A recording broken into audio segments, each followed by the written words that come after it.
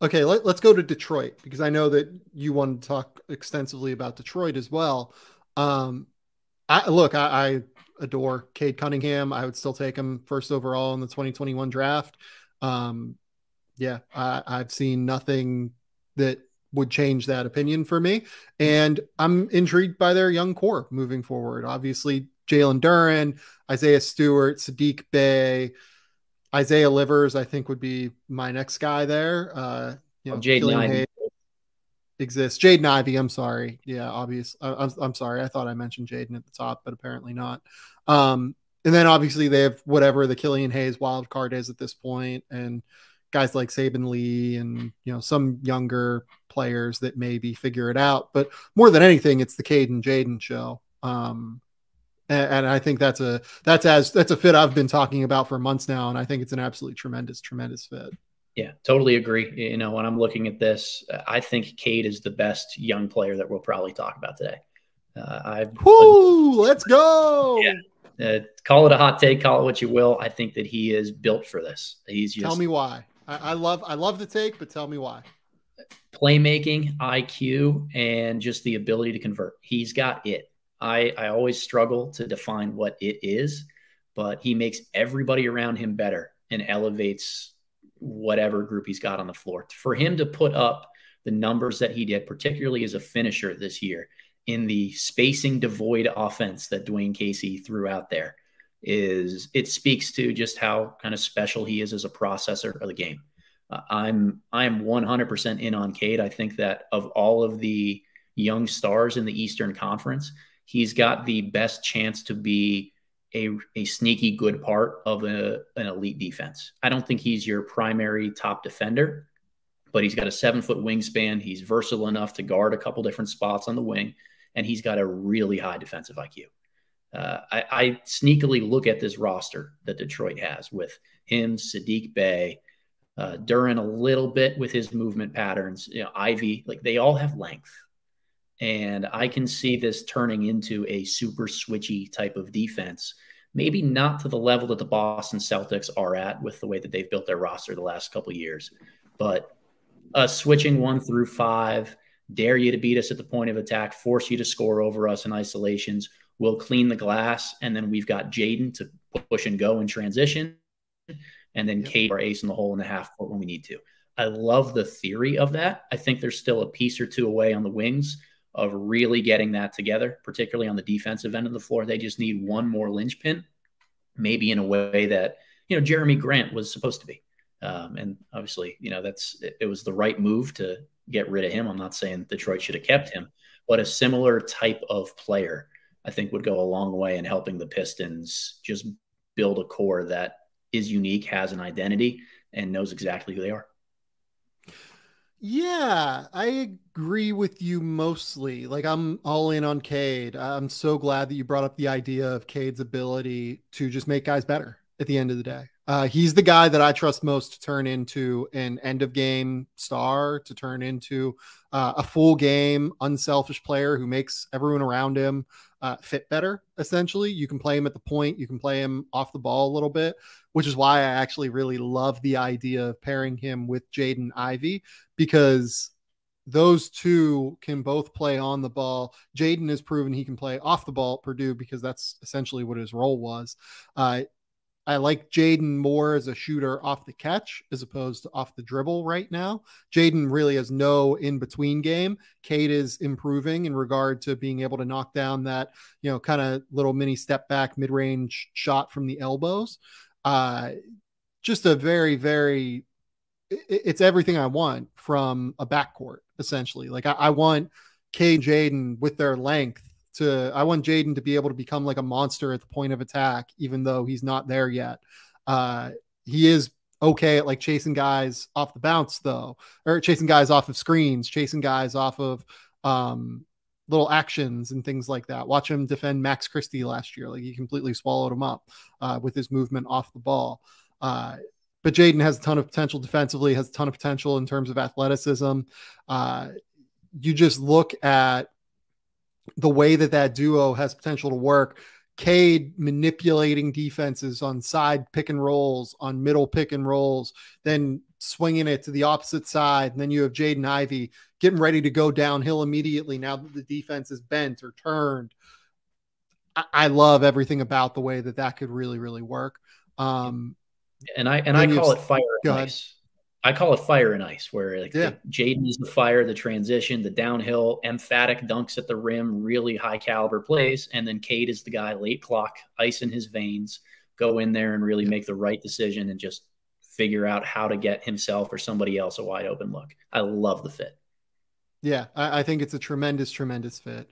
I look at the way that Kade Cunningham is just going to continue to mature. You watched it in the second half of the season. I mean, his final 30 games or so, I thought, maybe 25 games. I thought that was the best stretch from any rookie last year.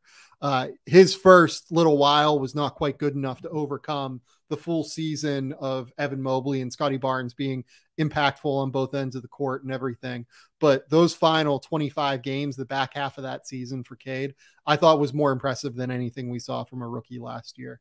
And if I'm a Pistons fan, I feel ecstatic about that pick still. I would anticipate that Cade Cunningham is very close to an all-star caliber player this year.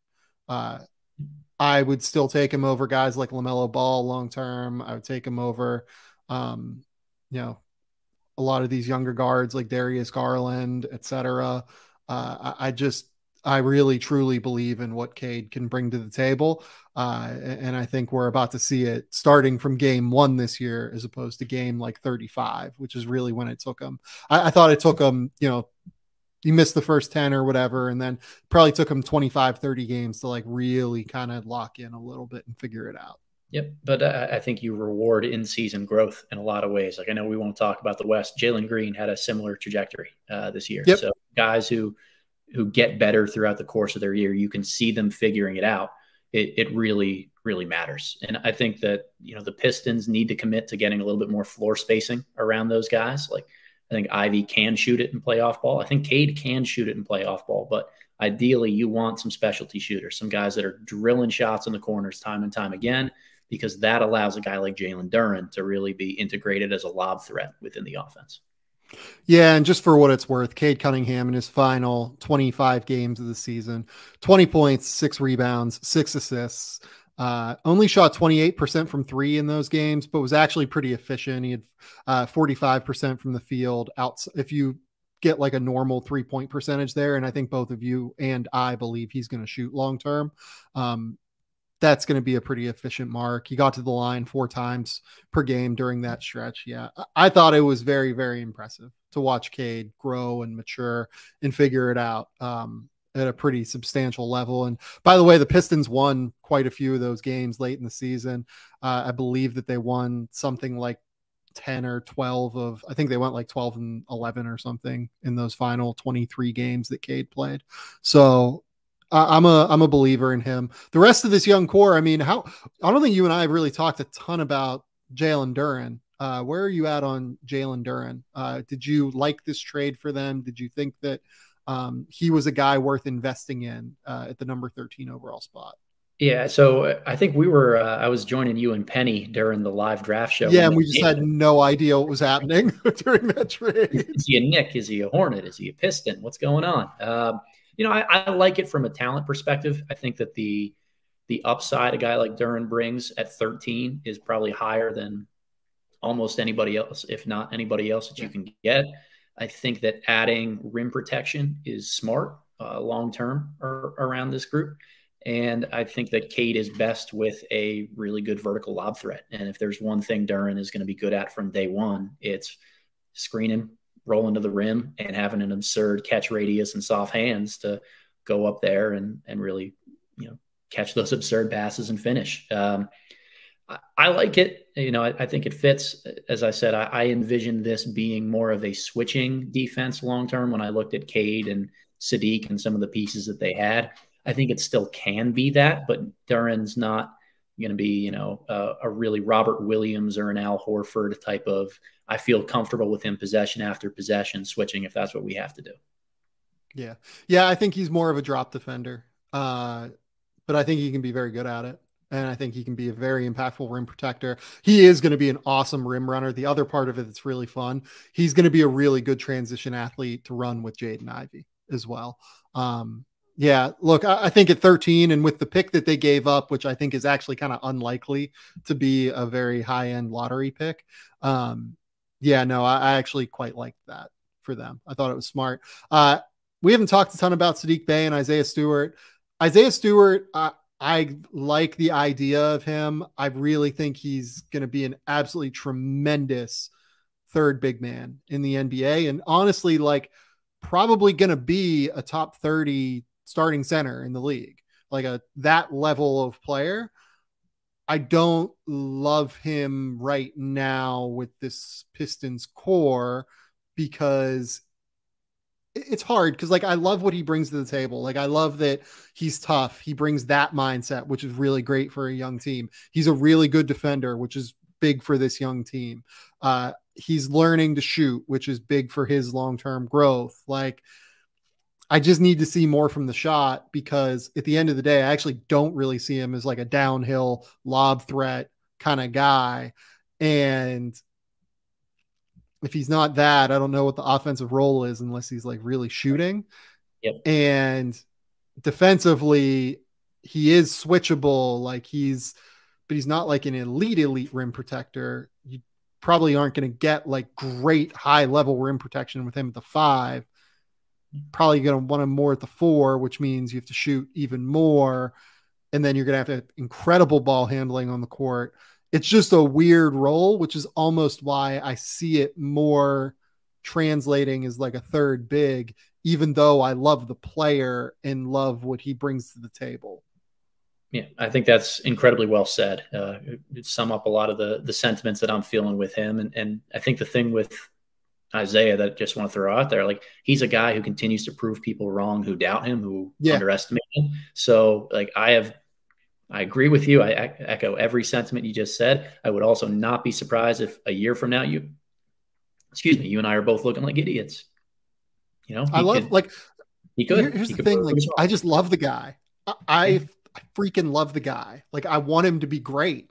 Like, I want him to be like a top 15 center in the NBA. I just don't know that physically he's big enough given what the role is, you know, because he's like 6'8". He has great length and he's strong and he's physical, but you have to be an elite rim protector, not like a good rim protector at that. Like if given what his game is, or he's going to have to shoot it, which maybe he will learn to shoot it. Like maybe that will be the great development in his game, is becoming a real high level shooter, but he's not there yet. I love the defensive intensity. I love the attitude he brings to the table. I think that's kind of the thing about this Pistons team. Cade is tough as shit. Jaden is wildly competitive. I think that's something that kind of went underrated pre-draft. Like Jaden is a crazy competitive dude. Isaiah Stewart is a very, very competitive human being.